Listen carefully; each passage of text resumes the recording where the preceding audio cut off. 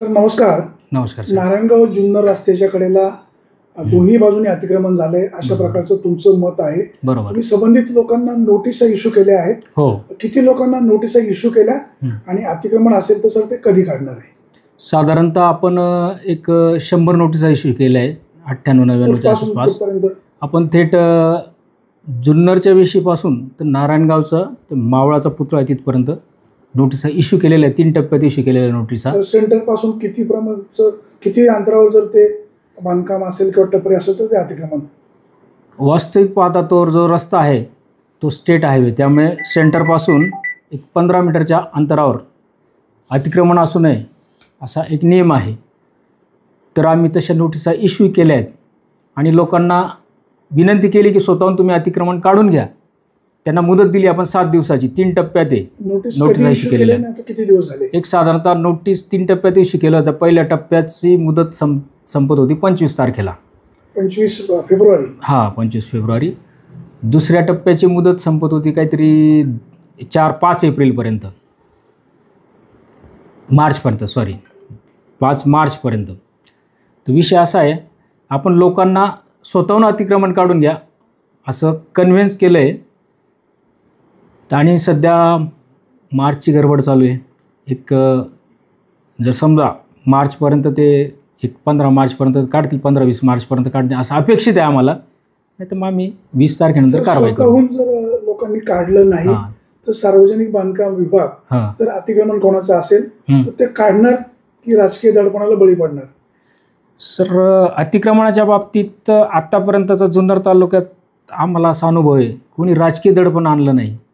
सर्व नेते मंडळी एकमताने सांगतात अतिक्रमण नको आहे, त्यामुळे दडपणाचा काही विषय येत नाही. आता इथे जो छत्रपती शिवाजी महाराजांचा चौकातला पुतळा आहे त्याच्या बाजूचा परिसर आमदार शरददादा सोनवणे सगळ्या कार्यकर्त्यांनी साफसफाई केली. तिथे वेगवेगळ्या प्रकारचे त्यांनी फोटो फ्लेक्स लावलेले आहेत. तो परिसर स्वच्छ झालेला. त्याच्या मागच्या बाजूला अस्वच्छता आहे. पुन्हा तिथं खाजगी पार्किंग झालेलं आहे. त्या संदर्भामध्ये काय उपाययोजना? सर, खाजगी पार्किंग जर आमच्या 15 मीटरच्या बाहेर असेल तर आम्ही तिथं कारवाई नाही करू शकत. पण 15 मीटरच्या आत असेल तर आपण त्यांना नोटिसा दिल्या होत्या, काही अतिक्रमण काढलंही आहे. जर तिथं प्रत्यक्ष तसं असेल तर आता हे मार्चमुळे आम्ही थांबलो आहे थोडंसं, कारण ऑफिशियल प्रशासकीय कामं भरपूर आहेत मार्चमध्ये. ठेकेदारांची बिलं आहेत प्रलंबित, त्यांची पूर्तता चालू आहे. एक 20 मार्चनंतर आम्ही म्हणजे आमचे डेप्युटी इंजिनियर साहेब आहेत, 20 मार्चनंतर स्वतः येऊन परत ॲक्शन घेतील. आमदार शरददादा सोनवणे यांनी जो परिसर स्वच्छ केलेला आहे त्याच्या मागचा जी बाजू आहे सगळंच होणार सर. त्या हा जो रस्ता आहे स्टेट हायवे PWDच्या अखत्यारीतला, त्याला लागून आमच्याकडे जेवढी लांबी आहे त्याला लागून जेवढं अतिक्रमण असेल सगळं निघेल. सर, ज्या वेळेला तुम्ही शिवजयंतीच्या वेळेला साफसफाई केली, लोकांचं अतिक्रमण काढलं, काही ठिकाणी तुमचेच बोर्ड थोडेसे रस्त्यात होते, रस्त्याच्या कडेला होते, ते तुम्ही काढून टाकले आणि MSCBच्या गेटच्या आतमध्ये आडगळीला पडलेले आहेत. सर, 4 बोर्ड आहेत. काय उपाययोजना? 4 बोर्ड आहेत ते आम्ही काढून तिथं व्यवस्थित ठेवलेले आहेत. तर त्याची गाडायची प्रक्रिया करणार आम्ही, कारण ते दिशादर्शक फलक आहेत. काही रस्त्याचा अपघात होऊ नये म्हणून असे बोर्ड आहेत, सेफ्टीसाठी आहेत ते आम्ही गाडणार आहेत. सर, नारायणगाव बस स्थानक ते खैरे हॉस्पिटलच्या रस्त्याचं काम सध्या सुरू आहे. ते काम बंद पडलेलं आहे. अनेक दिवसांपासून ते काम सुरू असून अद्यापही काम पूर्ण होत नाही. नेमकी अडचण काय आहे? प्रश्न मार्गी का लागत नाही? त्याचा विषय असा सर, ते काम नारायणगावातलं काम ना, ते 3 टप्प्यात काम होतं.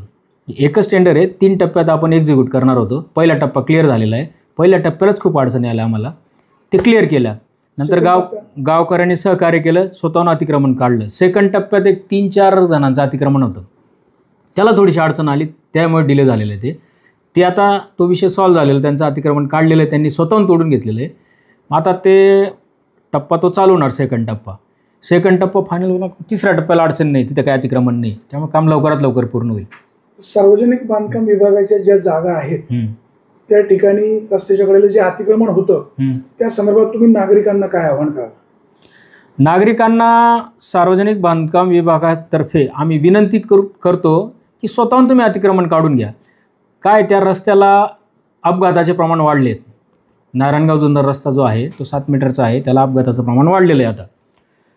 तर अतिक्रमणमुळे काय होतं आहे, आम्हाला जो एक्सेस साईड पट्टी भरायची ती भरता येत नाही, बरोबर. तर आम्ही लोकांना विनंती करतो आणि आवाहन करतो की तुम्ही स्वतःहून अतिक्रमण काढून घ्या, जेणेकरून आम्हाला ते साईडपट्टी वगैरे क्लिअर करता येतील आणि अपघाताचं प्रमाण त्याच्यामुळे तेही एक कारण आहे अपघाताला, तर ते टाळता येईल आपल्याला. जय हिंद कॉलेजच्या जवळ तुम्ही एक बोर्ड लावलेला आहे की 200 मीटर इथं कोणीही खाजगी वाहनं पार्क करू नयेत. बरोबर. त्याच्या बाजूलाच एक दुकान मात्र सुरूच आहे, मग ते नेमकं कसं? सर नोटीस दिली आपण त्यांना, ते काढणारच आहे. हो, स्वतःहून त्यांनी सांगितलं काढतो, ते काढणार आहे. नारायणगाव ग्रामीण रुग्णालयाच्या नवीन 100 कॉटच्या हॉस्पिटलचं काम सुरू आहे. तो सार्वजनिक बांधकाम विभागाचा विषय.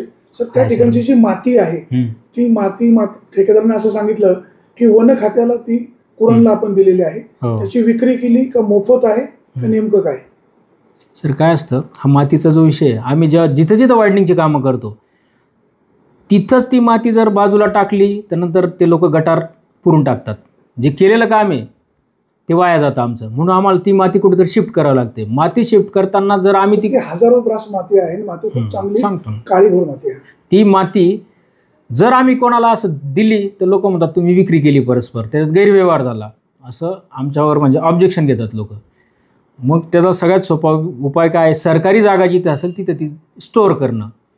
म्हणजे हा जो विषय आहे ते सरकारी जागेत कुठेतरी एक स्टोरेजला जागा मिळाली तिथे आम्ही स्टोअर करतो ती माती, किंवा रस्त्याच्या कुठे साईड पट्टी असेल आमची. जागा कुठे मिळाली सर? आता ते जिथं जिथं आता तुम्ही जसं म्हटलं की वन खात्याला, आता आम्ही ॲक्च्युली आमच्या रोडवर टाकले 4 पैसे झाले असते, शासनाच्या तिजोरीमध्ये 4 रुपये आले असते, ते होऊ शकतं. लिलाव वगैरे का नाही केलं?